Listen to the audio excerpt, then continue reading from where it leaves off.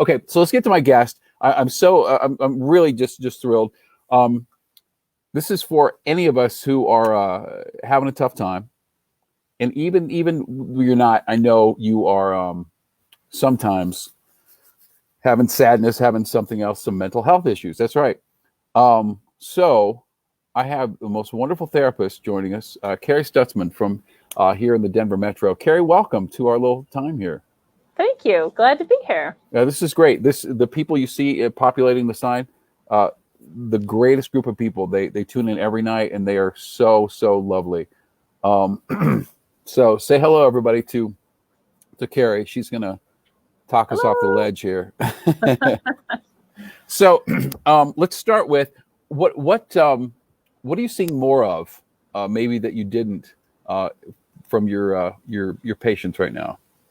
Any consistent thing other than, Kerry, help me out, I don't know what's going on? I have noticed that I'm seeing people that when we start a session, they just have to download, because it's like it's so much to hold living in this and having their kids home full time. I work with a lot of people who have kids at home, and so they just kind of have to go first before they can get to anything. And part of that too is I see this, it's like really this both and. So people are feeling like so grateful that they're healthy, or if they still have their job, so that they're doing okay. And at the same time, they feel guilty that they're doing well, or that hit people the nail on are the head. Suffering. And it can feel sort of crazy, like, wait, I'm happy and grateful, and then I feel guilty and sad. And so it feels like a little crazy making.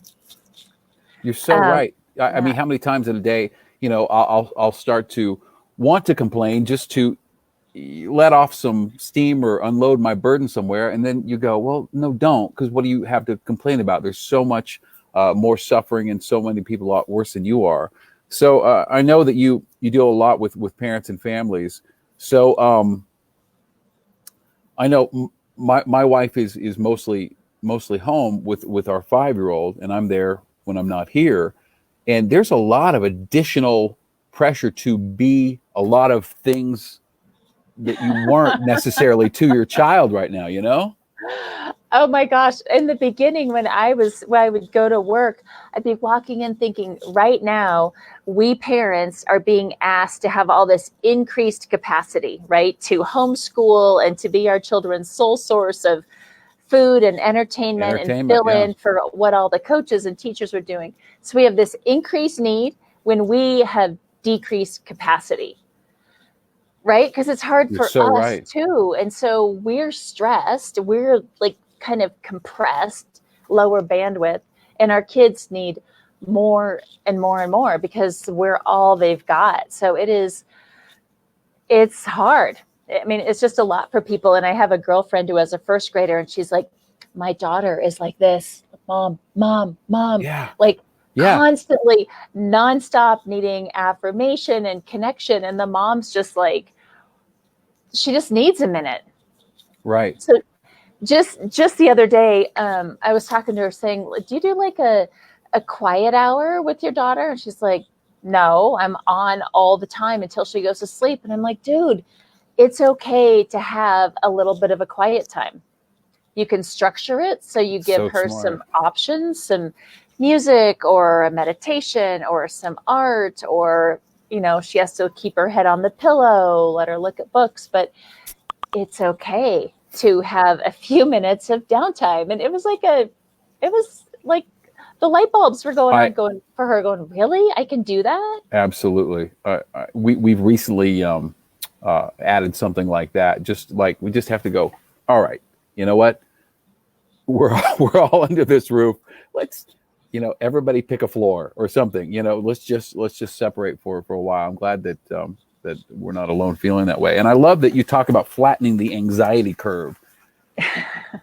and anxiety was only something I started dealing with last year, right before my mother passed.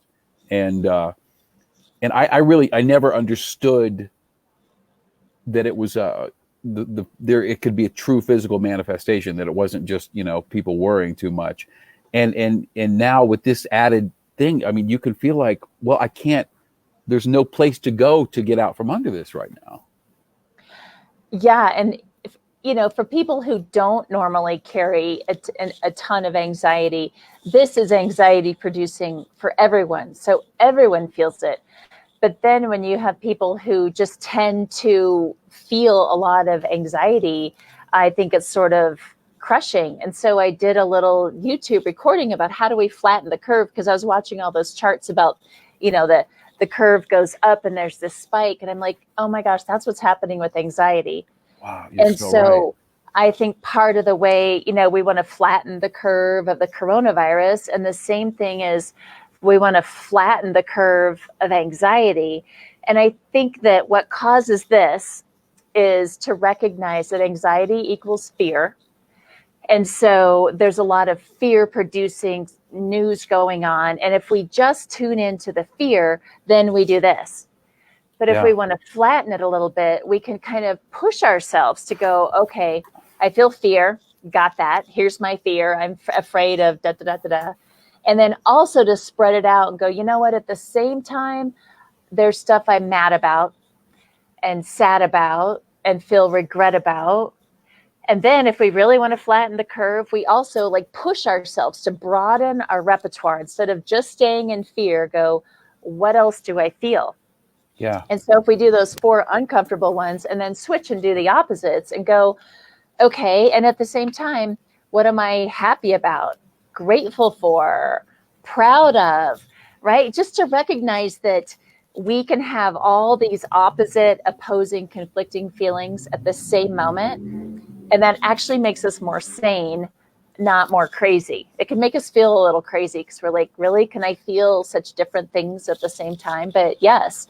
And that helps flatten that, because we're not just spiking by focusing on only one emotion.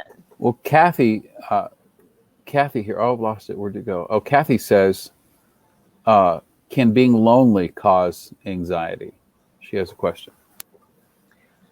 I think anything can cause anxiety. And I think that what is helpful is for us to name it as fear, because it's an emotion, right? So loneliness, there might be fear of continued loneliness, but there's also in this moment sadness, right? And how many people when they're lonely or anxious really give themselves to say, you know what, I have something to be sad about, and I'm going to give myself permission to be sad. That's to so grieve true. it. And because I think when we try to put the lid on it and force it down, it's like forcing gremlins in the closet or ignoring a 2-year-old who's having a fit. Yeah. They just get louder until you pay attention.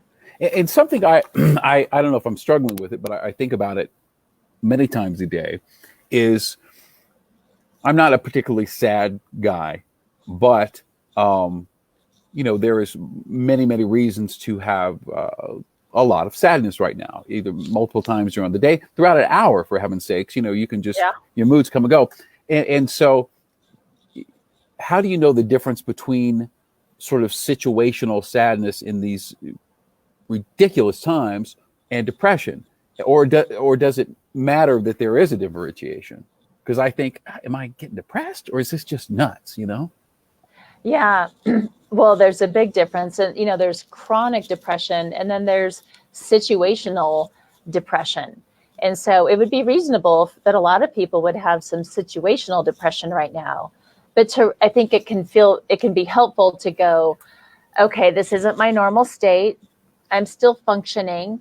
I'm feeling more sadness. I'm feeling more blue. It's not familiar, right? I think it's helpful to get support no matter what kind of sadness it is. But I think we're hard on ourselves if we diagnose ourselves with chronic depression, because we're kind of pathologizing our own state of mind instead of just going, heck yeah, there's more sadness right now. I feel more sadness. I feel more anxiety. There's good reason for that, right? There's just this weight on all of us. And I think it's important to take care of ourselves for both, to get help or to tell friends that it's hard or that we need extra support or find a therapist.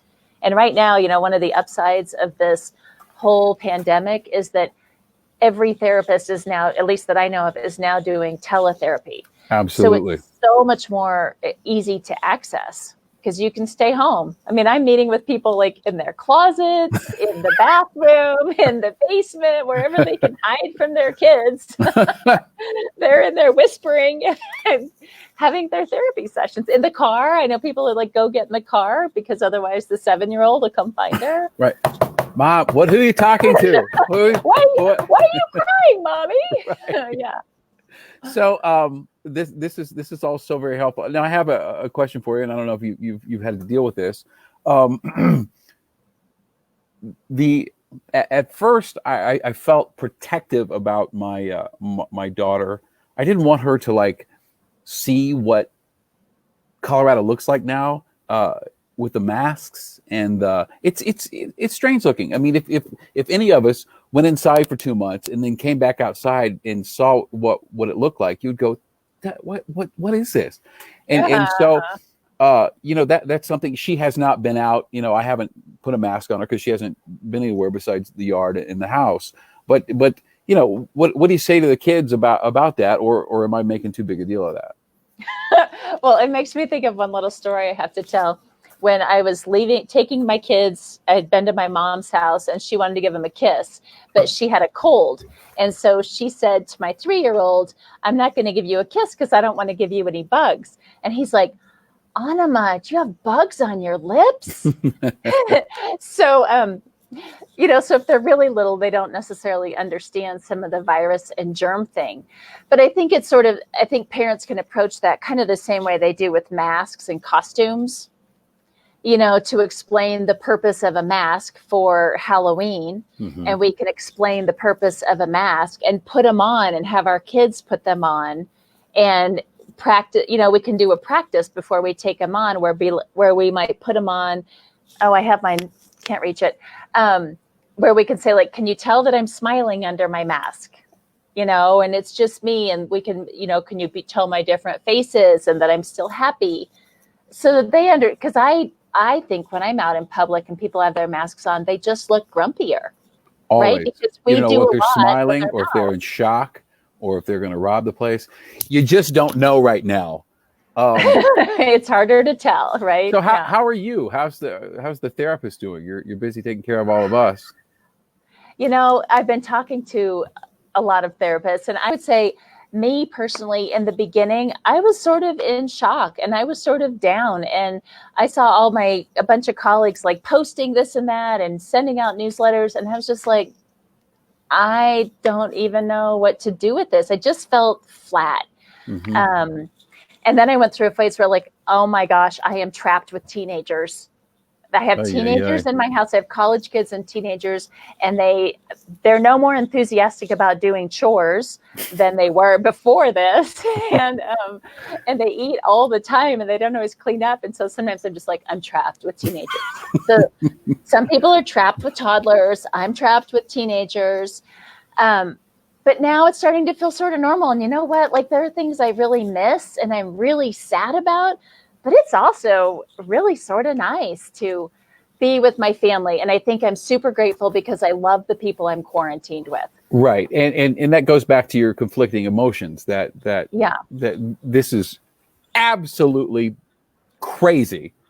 And, but also, you're spending extra time with people you love. If you're lucky, you and I talked off air that, this is a very trying time for couples, especially going through trying times when they're trapped inside. So, thank God that that's not going on. So, hey, wait, I have a question. Can I ask you a question? Anything. Speaking of, I don't know, like being on this screen, I was thinking about, how a mullet haircut is called, like, business in front, party in the back? Absolutely.